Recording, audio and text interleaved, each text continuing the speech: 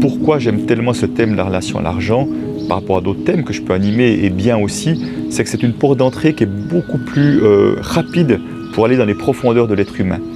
Parce qu'on a donné tellement de poids à l'argent, on a donné tellement de pouvoir à l'argent que ça parle vraiment de nos peurs existentielles. Souvent l'expression gagner sa vie sous-entend qu'on peut la perdre, donc mourir. Donc on donne le pouvoir à l'argent de nous maintenir vivants en quelque sorte. Donc ça parle de peurs vraiment très très fortes. Mais ça parle aussi des aspirations profondes des êtres humains qui donnent le pouvoir à l'argent de rendre ça possible ou pas, ou qui s'empêchent de se réaliser, comme je l'ai fait moi-même pendant une période, pour des peurs ou des questions d'argent.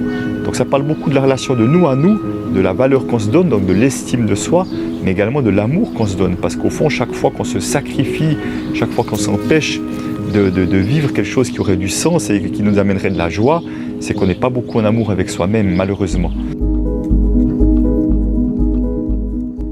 Il y avait à la fois des questions que je ne m'étais jamais posées sur l'histoire de l'argent dans ma famille et dans mon histoire de vie. Et puis, comment l'argent est-elle là-dedans, comment moi je relationne avec, et puis ce qui résonne chez moi. On a un lien qui est encore tabou à l'argent et qui pourtant cache énormément de choses. Notre lien à l'argent, c'est pas simplement notre relation à l'argent en tant que monnaie.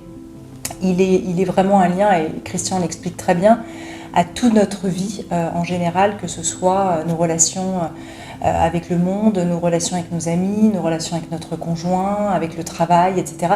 Ça touche en fait tous les domaines. Le chemin de pacification de relation à l'argent passe inévitablement par changer son regard à soi et qui changera son regard aux autres et même changer son regard à la vie.